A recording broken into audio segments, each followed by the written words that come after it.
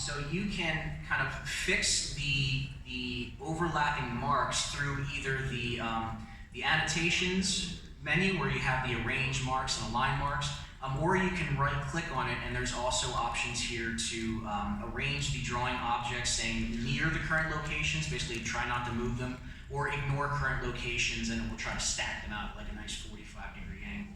So if you do have some marks that are overlapping, maybe you put them there, maybe somebody else put them there, I'm not pointing fingers, but you can use these arrange marks, align marks to help clean up that overlapping issue a little bit. One of them that I thought was kind of neat here is under this align marks, there's the auto align option, but then there's also align to a point that allows you to pick a location. Let me turn my ortho off, and now I can kind of place them as a pair wherever I want them to be. So it's kind of a automatic / manual workflow to be able to stack those marks out a little bit nicer.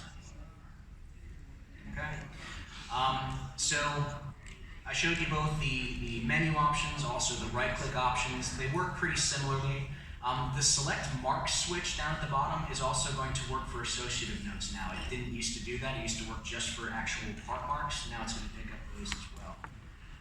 So I'm just kind of throwing out a lot of different. One for me was like, again, where was this 10 years ago? So for the longest time, we go back to this and add an associative note here.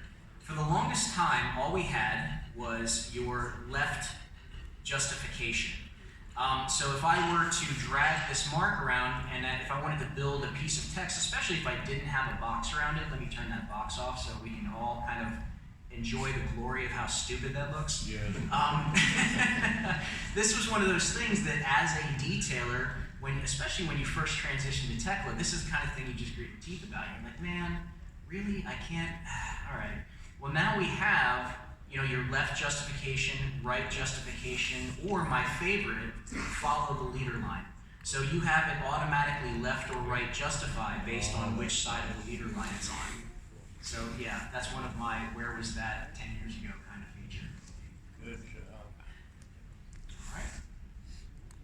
All right. Another thing is you can manually set the mark rotation. So Tekla, there's the columns use 45 degree, I forget the actual name of the advanced option, but basically any mark on a column goes in 45 degrees, period. Or you can turn that off and they're all flat. And those were your two options, 45 degrees or flat. Well, on a plan drawing, a lot of times I may have most of them at 45 degrees, but there might be a couple that I need flat for fitment. That's the only spot I have, it's the only space I have.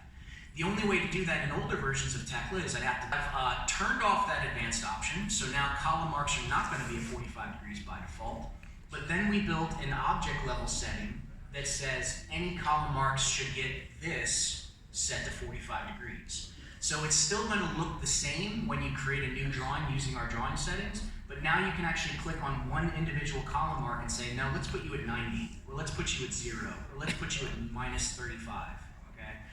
So you'll see that if you are using our out-of-the-box localized plan drawings. This is one that I'm not going to show live, but again, one of those features that I wish I had back then. If you're ever showing bracing with a partial profile so that you can see the rotation, so that you can see which toe direction, the angle, or the channel is going, you can turn on this symbol with partial profile. Older versions of Tekla, it was a fixed length and it was always in the middle. And if you didn't have room in the middle, tough, you had it in the middle. Now you can control the length and the offset from center line. So you can come in there and say, oh, I only want to show 6 inches and I want it to be 4 feet towards the end. If I leave it at 0, it'll be still in the middle. Hopefully everybody in this room knows about cloning. Hopefully you're all using cloning at least to some degree. The idea with cloning is that you're not scrubbing constantly. You can scrub one thing and then you can clone it to other drawings. Clone it to similar columns, clone it to similar beams. If you try to clone a column to a beam, you're going to get some interesting results, but I mean, whatever floats your boat. This feature that I want to talk about is clone selected. It's a smart copy drawing editing that you can copy things like adding fill or hatching, if you want to use that term. All of that stuff can be copied over to a similar view. So this takes that cloning and it makes it more on like a small scale of not recreating an entire sheet, but just this area or just this view. Let me actually show you that live on a simple example that I have here. So I have a stair drawing where I have one landing that has been cleaned up, and then I have another landing that has not been cleaned up. Sure, I'll save that drawing. All right, so here I've got, please excuse my extremely simplistic example here, but so I have dimensions added, I've got marks added, I have an extremely critical note added.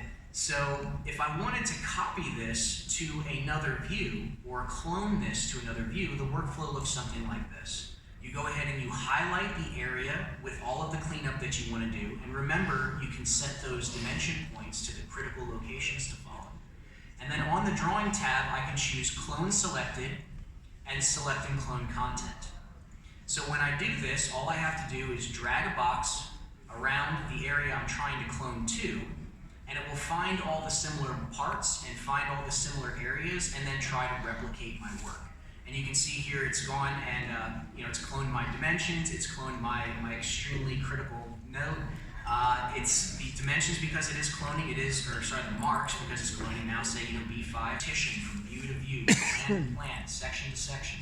We've always been able to clone the entire GA drawing, but sometimes that's a bit overkill. So now you can do it on a case-by-case basis, view by view.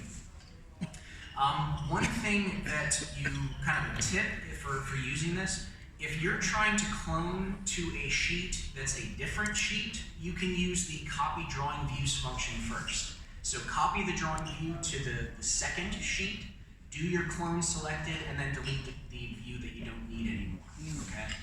So if you do run into that where you got multiple sheets, that's how you would handle that.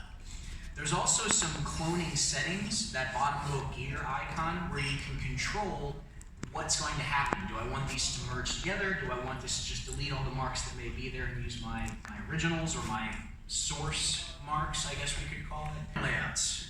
Got 10 minutes. So how many people have played with the new drawing layout editor? A small scattering of hands. Okay. How many people are familiar with the old method for modifying drawing layouts? Okay, a lot more hands. So we got some kind of legacy users, we'll call you. The drawing layout editor, let me actually give you an overview here just for those who aren't familiar with what it is. Go back to an assembly drawing. We'll go back to my new drawing settings, drawing layouts, and then you had these three windows that you had to do this like dance through the dialog boxes. I have the drawing layouts, I have the name of the setting in the drawing layout, and then I have a list of the templates in that drawing layout. I have to apply, okay, apply. Where now you have a more visual representation of which templates are on the sheet and where they're located. So I can see that there is a type A call-off underline, type A WF, which is where it marks like the flange and web thickness and width. And you can take these and you can right-click and move them around. You can add new ones through drag and drop. It's really slick, right? But what we've improved upon that is the ability to do drag and drop. So you can literally drag and drop these templates wherever you want them to be. And let me give you let me actually get out of this for a second. Add new templates to this. Like let's say I wanted to add a title block. So I'll do a search over here for title block. I'll find my type A drawing title blocks or whatever custom title blocks you guys currently have set up. And then it's literally a matter of coming over here and clicking in the corner where I want this to go. And what's new about this isn't the fact that we've been able to add templates graphically. That's been around for a couple of years. But now we've added this intelligence that it kind of understands where it is in the sheet. So it understands, oh, I should be locked by the top right corner to the top right corner of the drawing, or I should be locked by the top or the bottom right corner, or the middle to middle, something like that. So you can very quickly add them in here. And then again, you can use that drag and drop to place them wherever you want. And you can see that intelligence actually happening. It's saying, oh, you want to bring the middle to the middle? Is that what you're going for? So you can use that to locate these. And if you do want to fine tune the location, you still have the right click option to move and kind of locate it wherever you like. So this makes any type of drawing customization for adding custom title blocks, BOMs, call-offs, all with drag and drop, that automatic positioning to the corners, I showed you all of that. One thing is they do try to avoid overlapping. So you're going to see with things like when I have a revision block going on top of my title block, and I don't want them to overlap on top of each other, there's that same type of intelligence of bottom left to top right to avoid that issue. And it's going to automatically anchor to the nearest corner or middle point. of drawing frame or the template or the nearby template you're trying to snap to. Okay? Another new feature that you may have seen from that right-click menu is the ability to simply refresh a template. And this was a kind of I really liked this one. For somebody who likes to go in and tinker with templates, every time you go into the template editor and you make some kind of change and you save it, you'd have to close the drawing and reopen the drawing. And if it was a fairly complicated drawing, well, now I gotta wait for it to regenerate itself and refresh and resketch all these things. Now you can simply right-click and hit refresh template.